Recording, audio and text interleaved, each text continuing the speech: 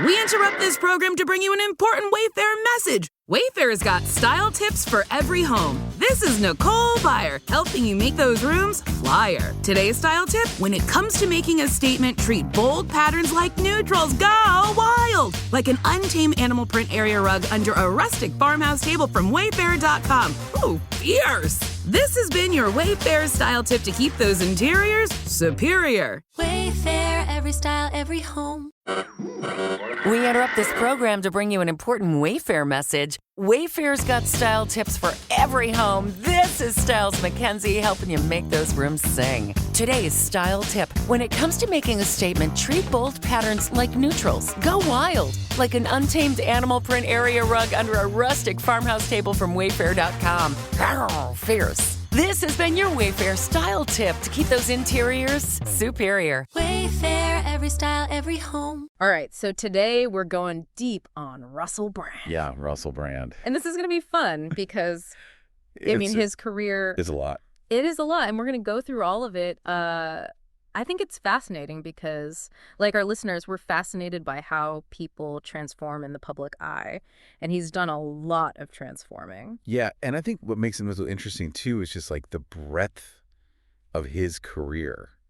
You know, he's done so many different things. Like, we have stuff here that goes all the way back to, like, his childhood, his early years, comedy, Hollywood, writing, personal life, like all of it. It's the whole picture. It's kind of the whole picture. Yeah. So our goal today is to kind of take you through those different phases in his life and try to figure out, what was driving those changes. Right. We're going to talk about his background in his comedy for sure, and then his move to Hollywood, the writing and online commentary he's doing now, the relationships. Called a relationship. Yeah, and some of the more recent events. Yeah, let's get into it. Okay, let's unpack this. Yeah. So Russell Brand, born in 1975 in Essex, England. Mm-hmm. And, right off the bat, his early life was kind of marked by some pretty major challenges. Yeah, I mean, you think about his parents separating, his mom battling cancer. Right. Like, those are some big things to deal with at a young age. And I think, you kind of have to understand that when you're trying to understand him later on.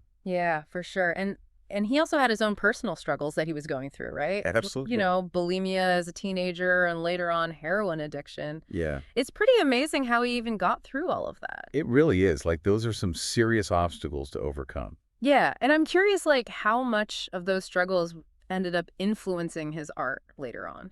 I think that it probably had a huge impact. Yeah. You can see how going through those kinds of things could make you intense, Yeah. And maybe even make you want to face tough topics head on, which he definitely does in his comedy and even later in his commentary. Totally. Yeah. But so even with all that going on, he was still drawn to performing from an early age. Oh, yeah. He got into the Italia Conti Academy of Theater Arts, which is Yeah, I think like a really fancy drama school. Yeah. Like the top tier in the UK, like the Gilliard of Britain. Yeah, exactly. Yeah. But his time there was a little rocky. Yeah, it wasn't all smooth sailing there. No. He ended up getting expelled. Oh, wow. Yeah, because of his issues with drugs and attendance. Oh, really? So, it kind of shows how much those early struggles were affecting his life. Yeah. But his passion for performing didn't go away. Right. And he ended up moving into stand-up comedy in the early 2000s. Yeah, and that's really when his comedic voice started to develop. Yeah. And it was unique right from the start. So flamboyant, Totally. sharp wit. Oh, yeah. Not afraid of any controversial topic. Oh, not at all. He really stood out from everyone else in the comedy scene. Absolutely. And I wonder, was all that outrageousness just for shock value, or was it... That's a good question. Was he trying to say something deeper with those early controversial topics? Yeah, I think it's interesting to think about that because while the shock value obviously got people's attention, right, I think he was also using humor to kind of poke at societal norms. Oh, for sure. Maybe even try to turn them upside down a little bit.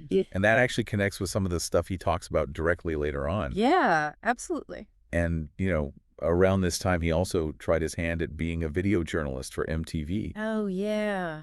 It was pretty short-lived, though. Short-lived and eventful, I think is what they said. Eventful's a good word for it. I think so, too. But, even though those early TV gigs were brief, it seems like they kind of paved the way for his big break in the UK. Yeah. Big Brother's Big Mouth. Yeah, that show was huge. It was huge, and that's where he really connected with a big audience, like a mainstream audience. Yeah, it was a spin-off show, but it was super popular, and it gave him a platform to reach a massive audience with his unique style of commentary. And, it really made him a household name. Yeah, it did.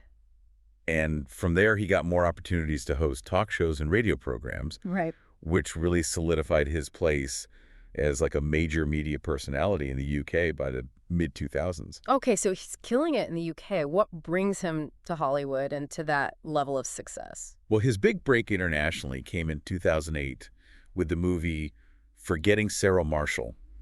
Yes. And it was his role as Aldous Snow. Aldous Snow. That rock star character that really grabbed everyone's attention worldwide. It was magnetic. Oh my gosh, so magnetic. That character was so magnetic, and it was perfect for him. Yeah, it was like the perfect showcase for his comedic talent. Yeah. And that unique persona he had built up. Yeah, I can't imagine anyone else playing that role. No, me either. And that movie really opened doors for him in Hollywood. Oh yeah, it was a turning point for sure. It was a huge turning point. Yeah, and after Forgetting Sarah Marshall, he just kept popping up in all these different films. Like Bedtime Stories. Remember that one? Mm-hmm. He played the hotel handyman. Yeah. And then he got to play Aldous Snow again in the spinoff Get Him to the Greek. Oh, yeah. But this time he was the main character. Yeah, and I think Get Him to the Greek really solidified his comedic presence in Hollywood. Oh, yeah, for sure. But he wasn't just doing those kinds of movies. He was also doing voice work for some big animation franchises. That's right. He voiced Dr. Nefario in the Despicable Me movies. Yeah. And that franchise is huge. It's been going on for years. It's huge. And, it shows how he can connect with a whole different audience, too. Right. The kids love him. Yeah, absolutely. He also had a voice role in Hop, another animated film. Right. But, he didn't just stick to supporting roles. He also took on some lead roles in live-action films, like the remake of Arthur. Oh, yeah. Where he played that rich, irresponsible playboy. Yeah, which is a pretty big departure from some of his earlier, more outrageous characters. Do you think that was him trying to branch out or just the kinds of roles he was offered? I think it was probably a bit of both, Yeah.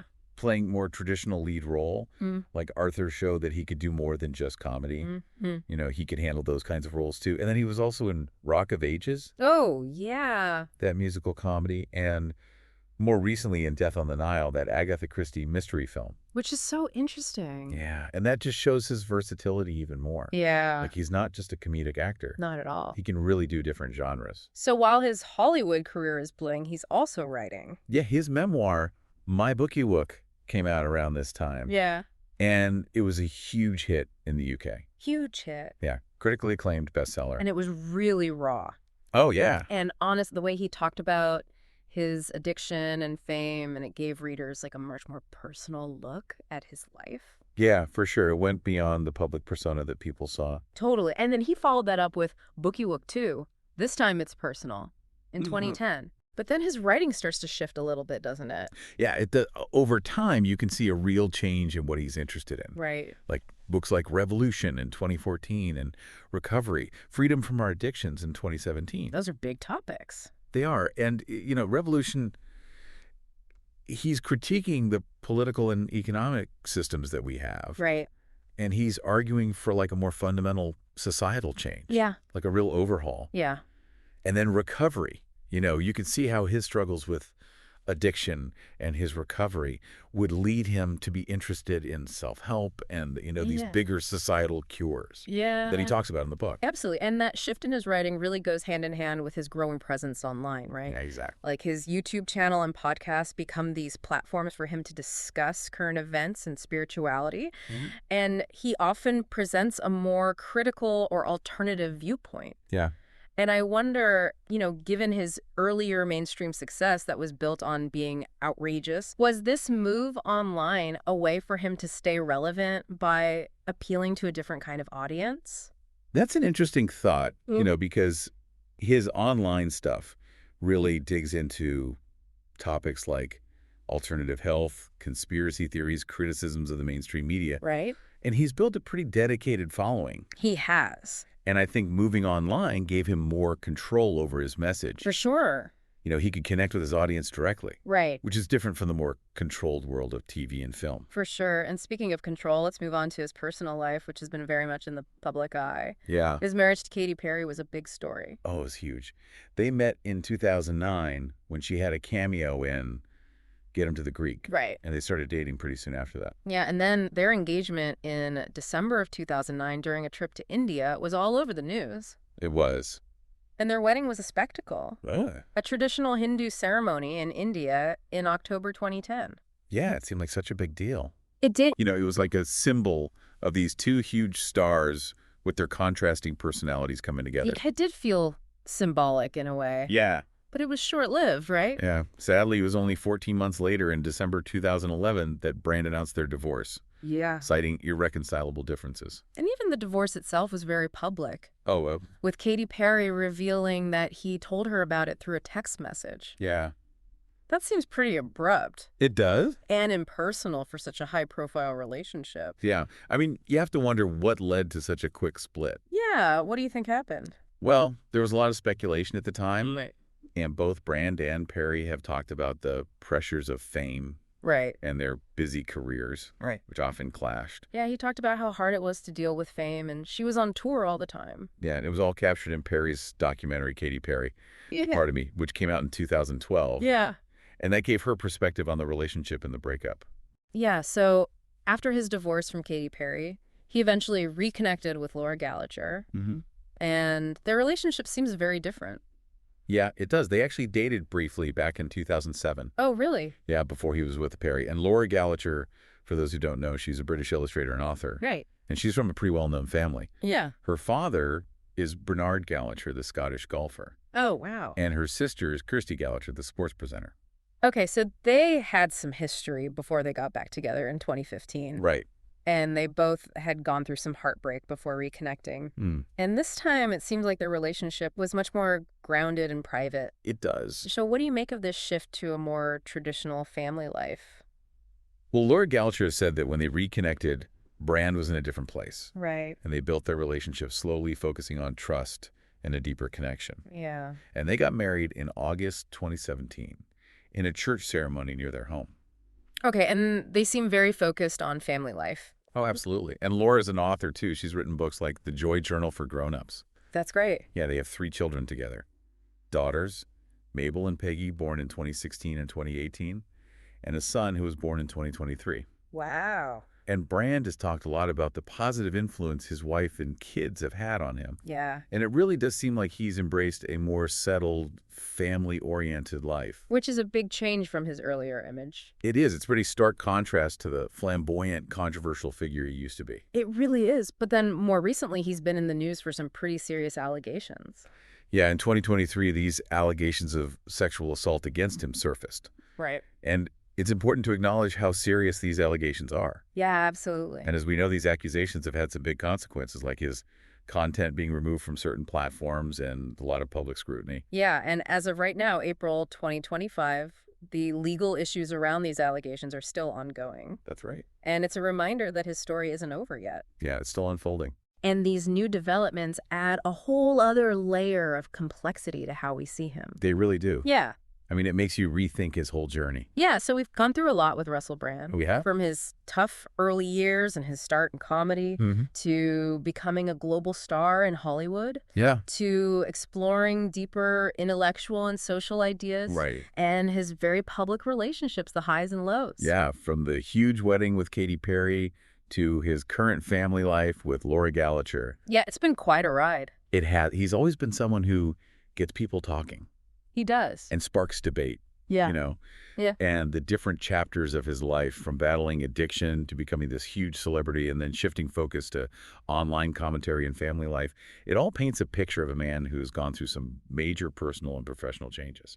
Absolutely. And as we've talked about the recent controversies and the legal stuff that's still going on, Right. It shows that his story isn't finished. No, it's not. And it makes us question everything about his journey. It really does. It's like every time you think you know him, something else happens. Exactly. And it makes you think about fame and personal growth. Yeah. And how hard it is to navigate public life. It's tough. Especially in today's crazy media landscape. It's definitely something to think about. It is. So for our listeners out there, I want you to think about this. Yeah. Given all the changes Russell Brand has gone through and how the public's view of him keeps changing. Yeah. What does his journey tell us about fame? Yeah. What does it tell us about how people grow and change in the public eye, and how incredibly difficult it is to live your life in the public eye, especially today, when everything moves so fast. Especially today, it's a whole different ballgame. It really is a lot to think about. A lot to think about.